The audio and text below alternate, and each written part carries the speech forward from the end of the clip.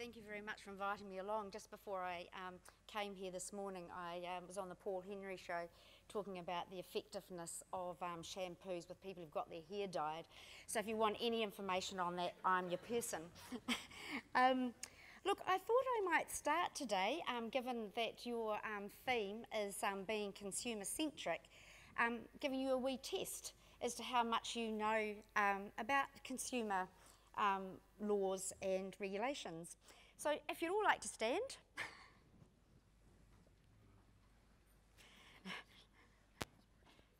Oh, thank you. 5 very quick questions. Okay, so we've had some really big consumer and fair trading law reforms. The unfair contract legislation came into effect when? So if you think it was 2013, put your hand up, or put your hands up. If you think it was 2014, put your hands on your shoulders. And if you think it was 2015, this year, put your hands on your hips. So all the people who've got their hands on their hips can remain standing.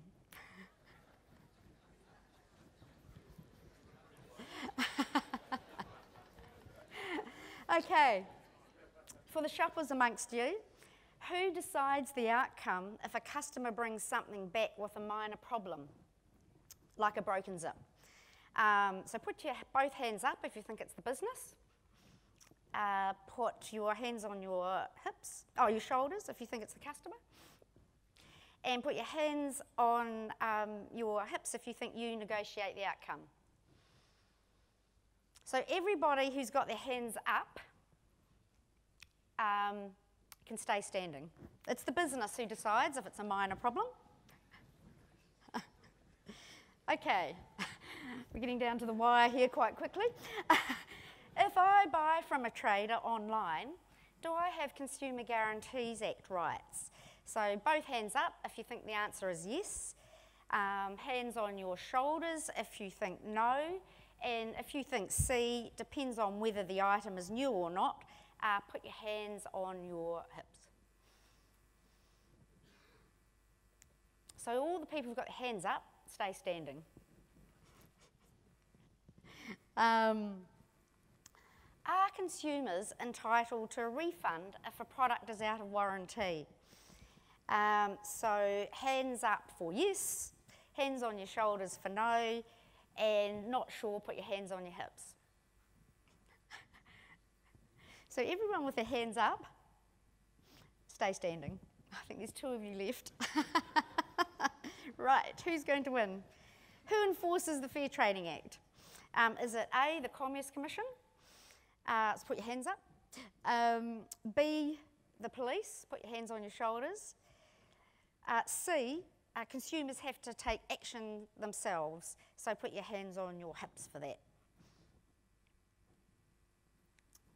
You're both right. That is the Commerce Commission. So I'll give you one more just to see if we can get it down to 1. Oh, sorry. I'm sorry. Don't mean to be exclusionary. How many working days does a person have to cancel an extended warranty? So hands up for 7 days, hands on your shoulders for 5 days, and if you don't think it's any days, once they sign the deal, it's done, put your hands on your hips. So hands up. Oh, like you're all right. Okay. Right, for your last question. When was Consumer New Zealand founded? A, 1979, hands up. B, 1969, hands on your shoulders. C, 1959, put your hands on your hips. You're all wrong. 1959. But see me afterwards and you can have a free subscription to Consumer. Thank you for participating in that. So are you consumer-centric? Now, I've got a slide here. Oh yes, here we go. So look, I thought I would just tell you a little bit about Consumer New Zealand, and then talk about whether you're consumer-centric or not. So Consumer New Zealand is a research and testing organisation which sells the results of those tests. We've got more than 90,000 members. We're not government funded, although we were when we were set up in 1959. But those of you who are young enough to remember when Geoffrey Palmer decided to cut a swathe through the Quangos in the 1980s, Consumer New Zealand was one of them. So it was really Dave Russell, who I'm sure many of you remember, who really put the organisation on its feet as a not-for-profit. But we do have some government contracts, and we do pitch for contracts where we think that we might be able to work or get a good idea out. So we've got contracts with ACC, with the Ministry of Health, we work with the Electricity Authority. So organisations like that, the Commission for Financial Capability, I think that's their name, we work with them, and we have worked a bit with MB. We used to be largely a paper-based organisation, but we're now very much an online site, and by far the most popular way people access our material today is via online. And we test a huge number of products and services, and we're part of an international consumer group, and unfortunately I'm actually able to go to their 4-yearly conference next week actually in Brasilia. But we largely do our testing with our Australian counterparts. We don't have any testing labs in New Zealand. And interestingly enough, when we set up in 1959, a toaster could potentially kill you because of the electrics. But today it's not so much around the products that we see problems, although we've got Volkswagen, we've had recently Samsung washing machines bursting into flames, but we do see a lot of problems around services, and we see that as a very big area of consumer detriment, and that sort of was really shown before the GFC in New Zealand when there were the financial company collapses. And we've had a significant regulation of financial advisors, and I was pleased to hear the Minister say that that is all being reviewed. We've obviously submitted on that, but although we think that the review of financial advisors has been great, we do think it is very complicated from a consumer perspective, and I'm sure you in the industry think it's reasonably complicated as well. So if we can get some changes there, I think that would be good. We still argue that that's still really a bit of a mess. And obviously since the Christchurch earthquakes, we've had a light very fully shone on the insurance industry. So look, you've just heard a little bit about my background. I'm a person who is interested in investigating matters, and I think that's one of the reasons why the board quite liked it when I applied for the position.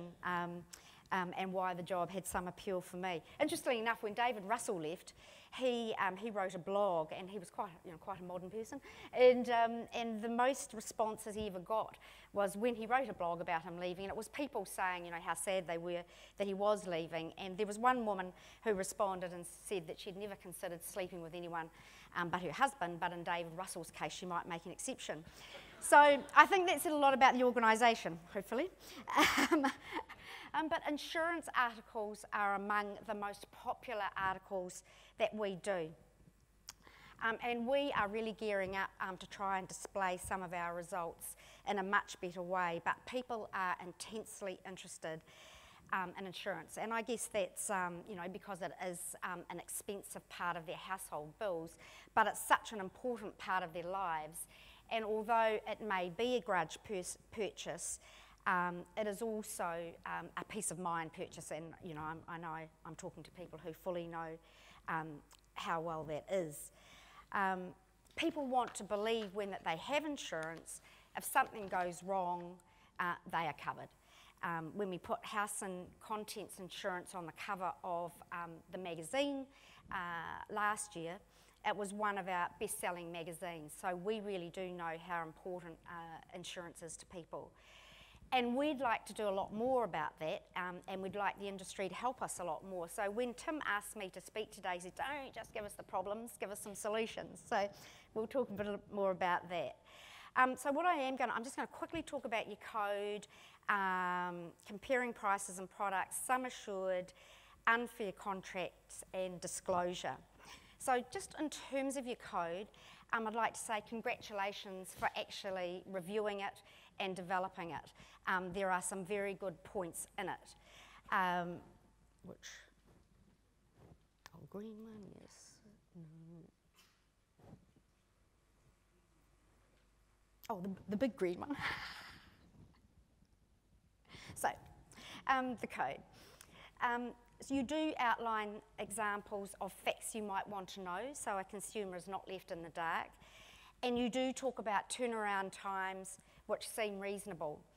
You promise a clear summary of key features of the policy, and we think that's really important.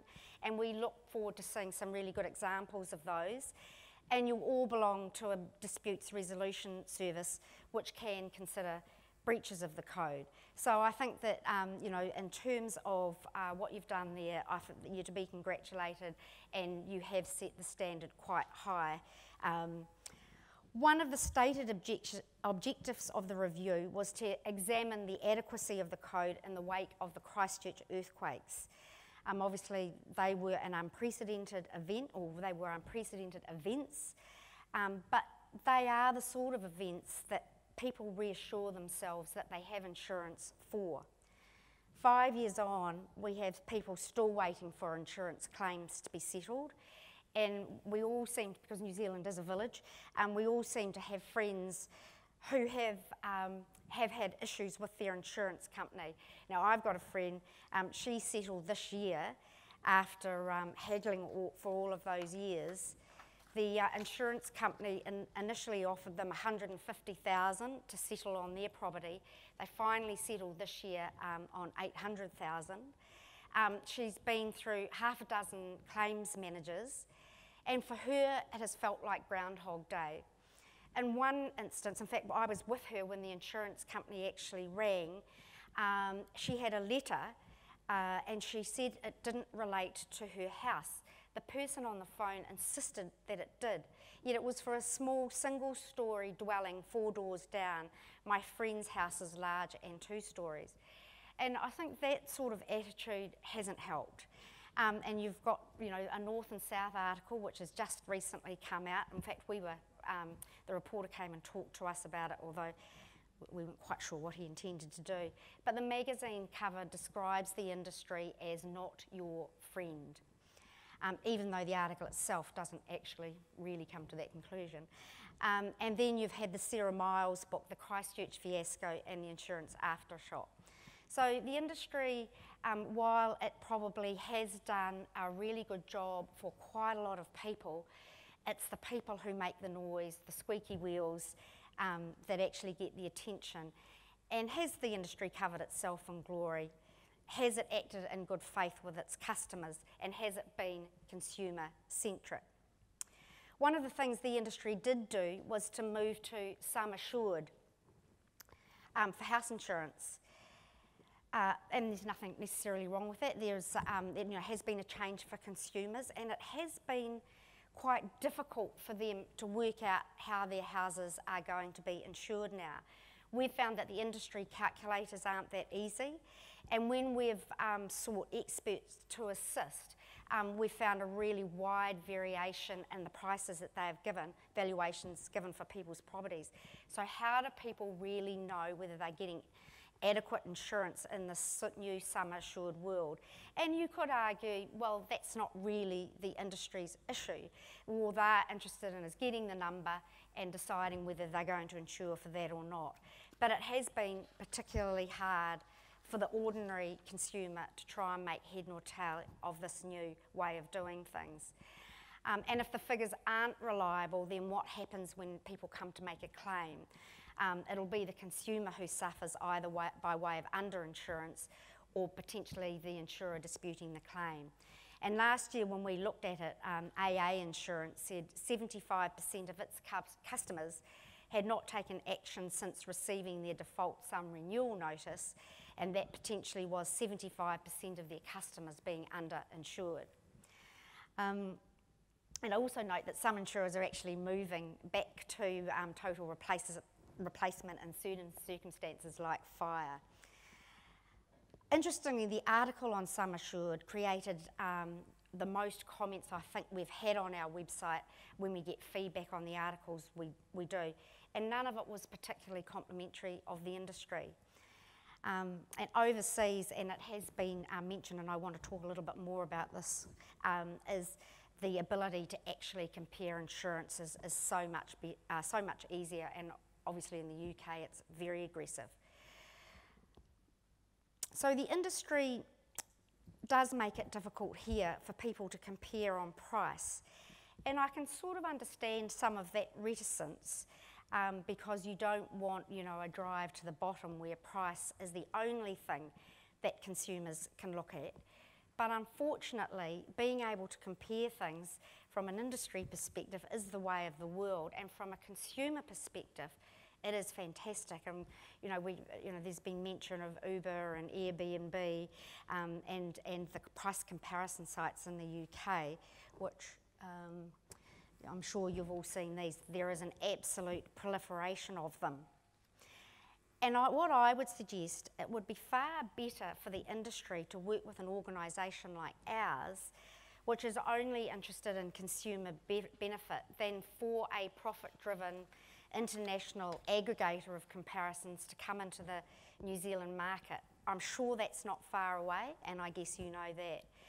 Consumer currently runs the biggest utility comparison site in New Zealand, that's PowerSwitch. And we've worked with government, various government departments and regulators on that. It is the biggest comparison site. There are others that are out there that are privately run, but none of them have been able to challenge us.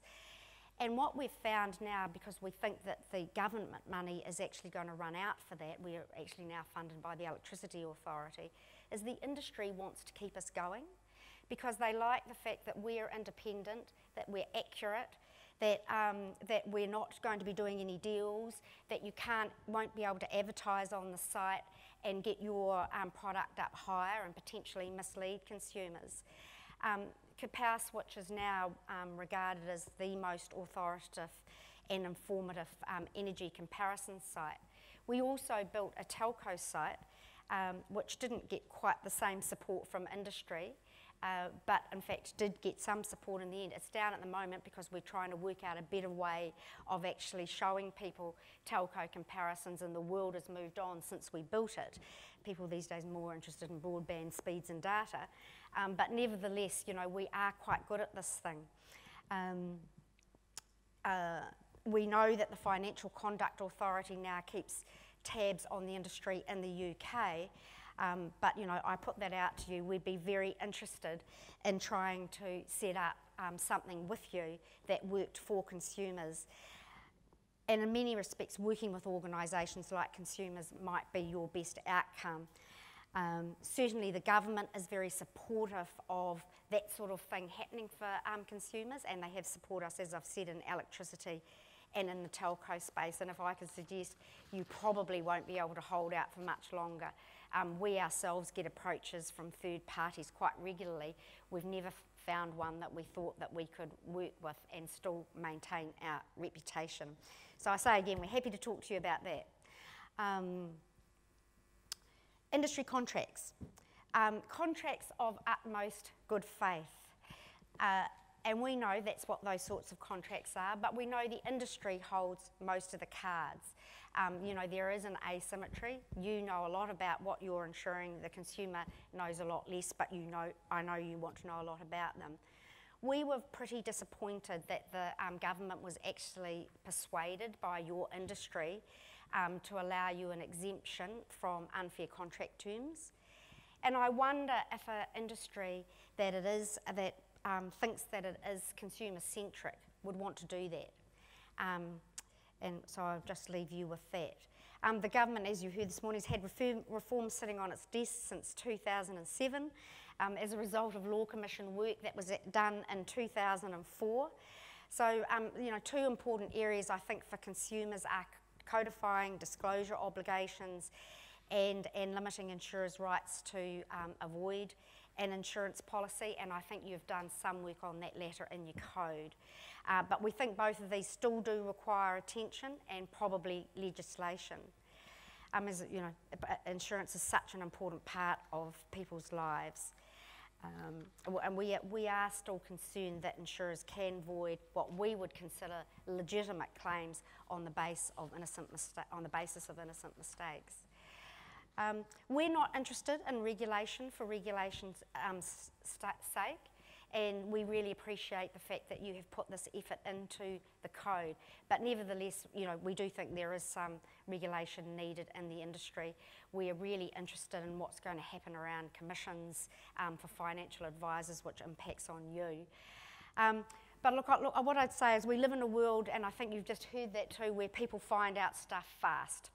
And we also live in a world where people can make comparisons just about anything, including, you know, their teachers and their doctors, and you'll be making comparisons about your speakers here. So the industry cannot keep its head in the sand and hold back the tide. We'd like to work with you. What can I say next? Just finally, I thought I'd leave you with a small joke. How is insurance like a hospital gown? You will never cover it as much as you think. So thank you very much.